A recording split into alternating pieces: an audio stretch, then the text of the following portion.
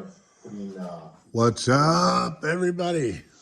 Big John here. Where the, dog bones Take a quick look at my hybrid. So if you have those or whatnot, Diablo 88. put grease in there. Like on this one, I do have Watching some the 5B RC 5th scale garage. So I looped all those up. But we'll take a quick look at this. Pull the engine, pull the radio tray, pull the gas tank. Last night I threw on my Polish up the engine. SRC steel hubs Pretty fast. because the hex locks are not any good. Different this time. Within a half a tank of fuel, they started pretty much stripping themselves out. They do leave scratch marks.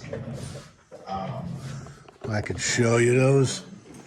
You can use, any whatever rust penetrant, but you use tin foil. It doesn't take a lot off each time, but doesn't leave any scratches. Take a look at these This pipe was pretty brown, like you could see closer hubs and stuff, but like the whole pipe was like that. So the tin foil works. But going back to maintenance, they were Loctited on and everything, but replace broken parts. I mean, that's as you could see already where it's shiny, it was already slipping on there at full. mostly 5TRs. So I looped, They rock on there like that even when they're tight. Replace the fan cups in there. Very disappointed in those. No, I didn't make any phone calls or emails. I just bought the SRC steels. As you can see the steel poking through here, the 3D Genesis. But everything on this, I got a RCMAX or Taylor trans housing, bulkheads are RCMAX, arms are FLM. I did not put the spacer kit. I used stainless nuts, so I still can adjust them. Fresh oil on the pipe. I got the A-top alloy steering knuckles. Team Chase Ackerman I got from RC 5th Scale Garage. RC 5th Scale Garage RCMAX front case. Fonzie links, Fonzie steering link, 845 servo, Primal PM 1373 throttle servo. Still running the normal, bigger fuel lines. If it starves for fuel, I got the bigger ones too. I didn't see any air bubbles in the fuel line or anything that was telling me that it was starving for fuel. Low C5Ts, they get really dirty in there. Team Chase front bumper. It's good to get the dust material from the stock low C skid plate. Stock low C radio box and stuff I got from Timothy Carpenter. Your couplers. Every now and then he throws stuff up in Facebook Marketplace. I had Zypho make me some red carbon fiber rock guards. And I did a bonehead, regular black shock tower. It matches the bonehead wheelie bar. I know we've all seen hybrids and stuff. This one's just mine. Nothing I would say that's too special. I put billet GTB front arms on them. I did not polish them. I'm going to run it. Put some Rovin hubs on here.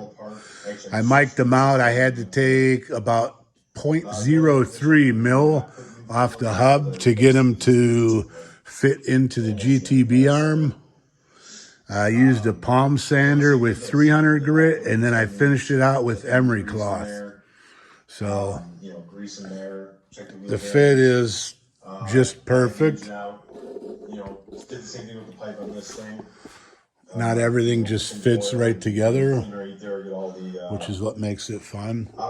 And if anybody's ever looking for like shockwares that fit the Baja and the low C, I talked to John Telemko at Detroit, and I went with the Kraken shock boots. Drop down and it hit on the I don't run them on every platform. It's just that with an 88, it's going to be throwing shit everywhere.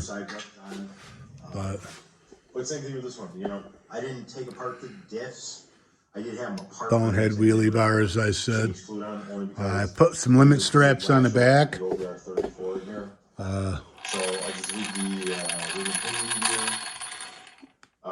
Everything rocks out like it should. Did my typical fuel line on the brake rod. I do it to my linkage, so it rubs the anodizing. It's not a big deal. Pretty fast, you know.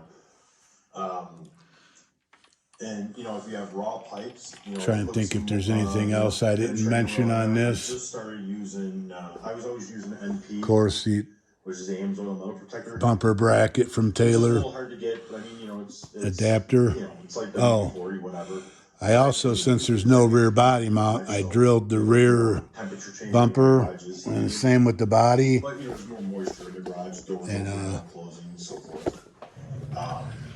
I put the access tethers on because I'm sure I'll cartwheel it or something when I break something. I about 3-in-1 oil, which I've had this 3-in-1 oil probably for years. I've been putting that on the pipes. Yeah. And it seems like it stays. I mean, not too big a deal. Like it leaves a good film on the pipe. Now it's gonna get dusty, but I'd rather have it dusty than, you know, rusted. You know, I do like the build. Oh, JS tank. I don't care about your pipes, whatever. You know. I do like the build. I wouldn't say it's my favorite one. All torn apart. So like, you know, I cleaned the arms really good. Only ran her a couple times. So then We'll see this coming summer. It's all really cleaned. If I change my mind. There's Not saying I don't like it. It's badass, but. Now it depends if you want a real high shine. Just depends on what you're doing. But it's not really too much. It's not real greasy. I'm also working on. If you want it really protected, this stuff here is awesome, but it is expensive. This is a high gloss. Now this does leave an oily residue. Other than working on an E-word, my XMAX. Just silicone spray. I mean, this is Amsoil, but you can get any kind of shout out to spray. You, Jeremy TC. Nice shine to it. Not as oily Skippy as with your monkey metal. You know, I'm not saying one's know how you like to call it that. Your favorite is Traxxas. You know, the shine. You like your Traxxas stuff. You know, it just depends how you want it. Now, XMAX was hoping to take it out in the snow, and I will if I can get it to stay together for more than 40 seconds. You probably don't want to do that right away, then go run it because it will get dusty. All right. You know, it's nice with the stuff you can Peace out, everybody. That's it for this one. There's definitely more to come. Filthy mud. Hoping to rip my XMAX. You know, mine are basic racks, but it does get dusty. When the part comes, I'll get that together. But until then, dust issues. I'm going to be working on some old school MCDs. So with the dust, you kind of just blow off your